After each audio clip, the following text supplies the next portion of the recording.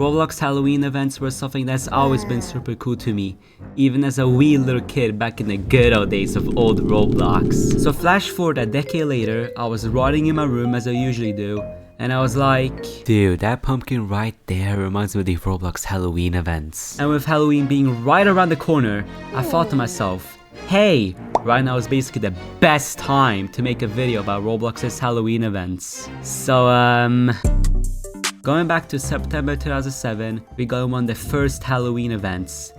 The Spooky Building Contest, which was an event that went from the 11th of September to the 3rd of October 2008. And as mentioned on the name, this event was a building contest, which if you don't know what that is, it basically used to be events where Roblox gave the playbase the opportunity to make a game on whatever theme they felt like it being, and if whatever you made was good enough, then you got a sick and awesome prize. And to enter the building contest, you first have to make a new account starting with the name RSBC, make a spooky, scary, or silly Halloween themed game, publish the game on the RSBC account, and promo it like those people you see in the SoundCloud comments. In the contest, there were several winners ranging from multiple categories. It went from the best place with less than 200 bricks to even a YouTube category. And for the place winners, everybody who got first place in that specific category would all get 6 months of Builders Club, their own hat, and 1,000 Robux. Yeah. And I guess the winners of the building contest really needed that Builders Club, because just one event later, we got the 2007 Halloween Treasure Hunt, which was an event that went from the 29th of October to the 31st of October, where you go around the famous Haunted Mansion map by Shaletsky and collect, I don't know, severed heads. And this event was a tad bit different from the other events, because this event was one of the first Builders Club exclusive events, due to you needing the Halloween Lorebook 1 to be able to access this event. And the event was also pretty unknown due to its secrecy, with the words on the back reading Return to Haunted Hill being the only clue to an account named Haunted Hill, which led to a game called Haunted Hill. Upon joining the game, you would have gotten greeted with one the following: an empty green base plate if you join the game without the lore book, and if you join with the lore book, the Haunted Hill. Scattered across the map, you would have to collect 12 different Halloween books, and if you manage to get all of them, you would have then gotten a code saying CATEYEXXX, which if you message this code to the Haunted Hill account, you would have then acquired the Crimson Cat's Eye, which today costs like, oh my god. And after the event concluded, Shedletsky himself made a blog post talking about the event and even made the game uncopylocked, but now you can't download it cause the game and the account owning it is banned. Moving just 1 year later, we got the 2008 Halloween Treasure Hunt, which was an iconic event that went from the 11th of October to the 1st of November 2008. And to participate in the event, you would have to join Yorick's resting place, and in there you would have to walk around the map solving various riddles to then acquire the riddling skull. Yeah, I don't really know what else to say about this event. Some cool trivia about this though is that the name Yorick is a reference to a character in William Shakespeare's Hamlet, alas poor Yorick. And there's also two other references where if you manage to get to the end, there will be text saying sorry, but this skull's not a castle. Just kidding! Which is a reference to Super Mario Brothers. Yeah, I don't know what else to say. Moving to 2009, we got the Halloween Paintball, which was an event that ran throughout October 2009. I don't know, sources aren't really clear about how long it might have been up. And it was an event that was pretty similar to Mike's Paintball tournament way back in 2007, but with key differences such as the game being set in a less tinier map with a 3v3 round-based deathmatch compared to Mike's Paintball tournament style of gaming. And in this event there were two obtainable prizes, being obtainable by a team winning and being an MVP in a round. And the gameplay is like, I don't know, just decorate a paintball. Here's some footage of me playing it though. I know this is not as accurate as the original one, but it's whatever. Let me just auto click. Oh, come on, come on. Oh dude, I'm losing so badly. Come on. Why am I missing all my shots? No. Oh, there we go. I hit one. Ah yes, come on. No! Oh, wait, I won. If it was the real one, I would have gotten 2 cool items. skipping past that, around the same time when the Halloween Paintball came out, we got the 2009 Halloween Hunt, which was an event that started from October 30th to... And upon joining the game, you'll be greeted with a nice broken out car, and stepping out you would walk through a one-way path into a tiny little obby, and once you'll be done with that, you will then have to go through some various mazes and puzzles to win these two items. The Ruby Serpent Mummy Mask, which you will get by reaching the end of the maze, and a Sinister Pumpkin, which you will then have gotten by collecting 2 orbs and use them to open up a gate. Yeah, I don't know what else to say about this. Moving on from the Halloween hunts, we got the Halloween Capture the Flag, which was an event that ran from October 24th to November 1st, 2010. And the event is a classic game of capture the flag. And upon joining the game, you would either spawn in the team Werewolf, Vampire, or Townsfolk. And if you ended up in the Vampire or Werewolves teams, you'd then have to battle each other out and capture each other's flags. And caught in the middle of this, there's an unfortunate band of Townsfolk who are just trying to survive during all this. Yeah, that's all they do. From last year's PvP event where players bat each other out with various power-ups and abilities, this year Roblox decided to take a little step back, going for a more familiar playing style like Roblox's 2009 Halloween Paintball. But this year Roblox took the aspects and mechanics all the way back from 2009 and decided to improve upon them with this year's Halloween Paintball. And boom, that's how the 2011 Halloween Paintball came out, going from October 26th to November 3rd, 2011. And you remember how in the 2009 one you were battling it out in a quite small map between like 3 other people? But yeah, this year they put the player count up by 5 times with a 15 versus 15 deathmatch with a way larger map with 4 control points that your team would need to capture to get points. And this year they even doubled up the prizes that you could win compared to 2009, with the most comparable ones being the Halloween Paintball Cap and the MVP trophy, which both you could get exactly the same as you did back in 2009. But we also got the Fearless Paintball Mask being obtainable by finding it hidden by the border of the map, and a whole ass pterodactyl, which you could get by hunting and killing the whole thing. And by now I would have said here's some awesome gameplay, but Roblox's awesome child safety measures blocks me from playing this. No children safe from this, by the way. It's okay, we can just move on.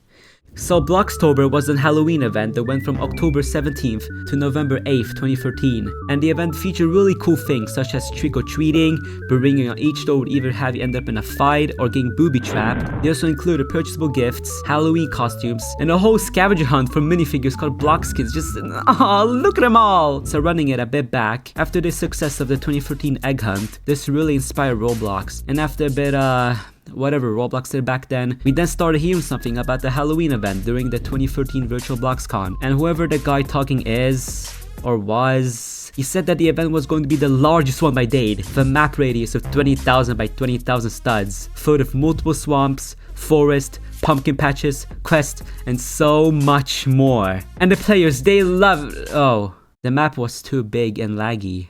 But it's whatever, they love the gifts. Oh my god, and the objectives or lore, I don't know. But whatever it was, what we had to do was to defeat Bloxhilda, a wicked witch whose goal was to conquer and rule the city of Bloxburg. And thinking about it now, maybe making Bloxburg free was all her doing. And also another thing you could have gotten in the game is a dog as a companion. Just, look at him. Okay, I don't know what else to say anymore. Here's all the items you could have gotten in the event. And also honorable mentions. A tiny bit before this event started, they hosted something called the BLOXtober costume contest, and here's all the winners for the event. And the top 3 winners for this event got their own avatars put in the event, which is pretty cool. BLOXtober 2014 is the second BLOXtober Halloween to take place in Roblox. And you know how usually the events up to now lasted from like 1 day to at least 2 weeks? Well, you know, this year this event lasted the entirety of October, with the first 13 days of October being gift drops until the eventual release of the event game being on the 13th. Because, get it? And upon joining the game, you weren't greeted with a nice trick-or-treating neighborhood, stuff like that. No, this year they threw you right into the action, featuring maps from various other games such as Apocalypse Rising, Work at a Pizza Place, Natural Disasters, and so much more. And in all these maps, you would have spawned next to a cauldron, which you and other players had to protect from monsters such as zombies, dinosaurs, and even a Donzilla, which was the sponsor boss, and beating it would get you this thing. Oh yeah, and in the topic of prizes, here's all the items you could have gotten in this event. And in the end, what did the players think about it? Well, yet again, they loved the gifts, but the players gave mixed reception to the entire event. But it's okay.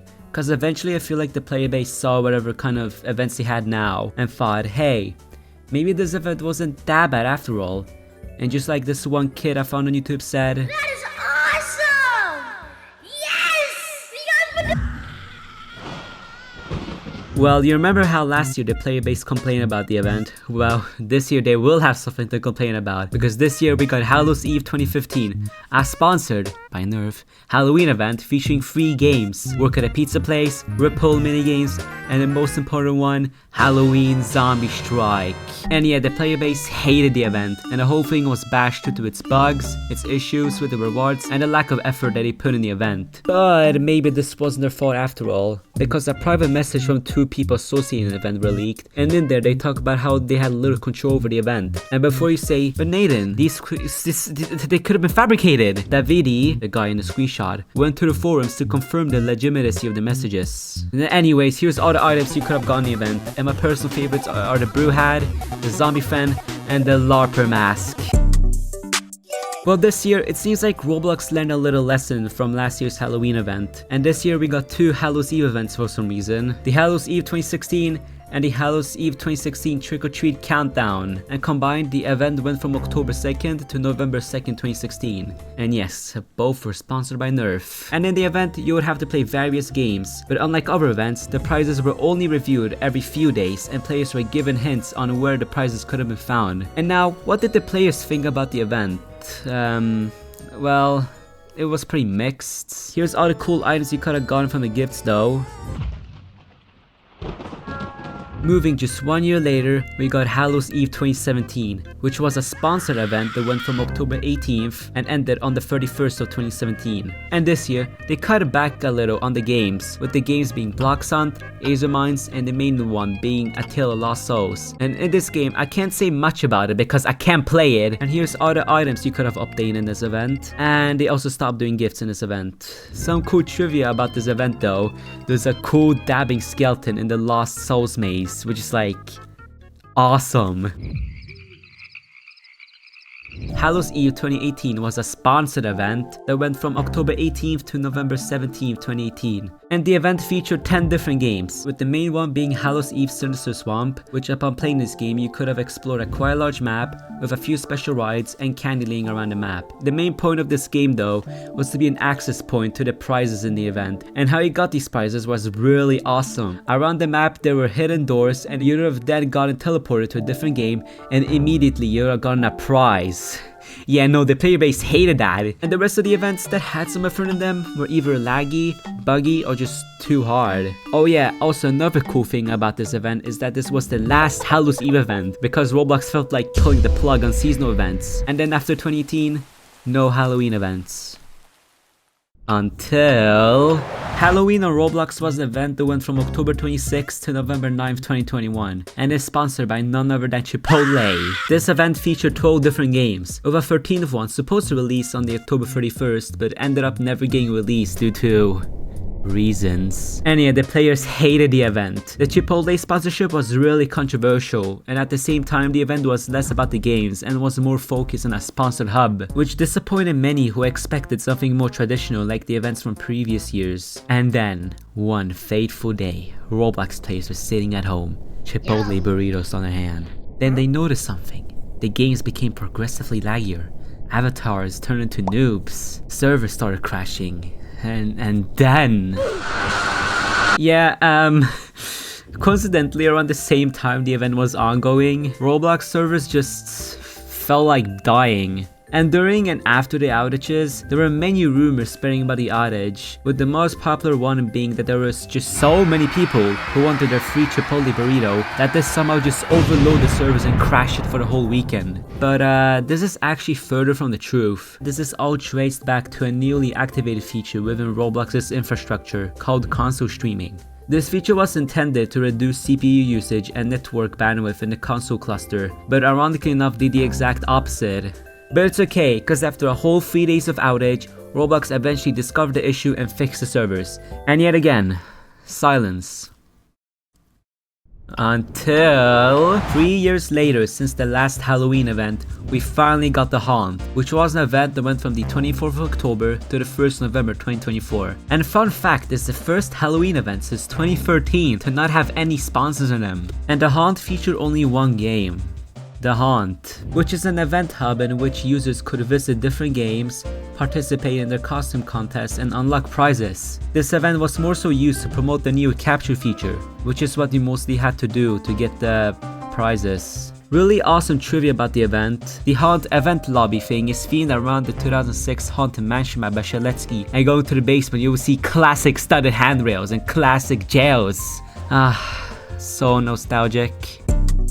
But don't click off just yet, just wait. Okay.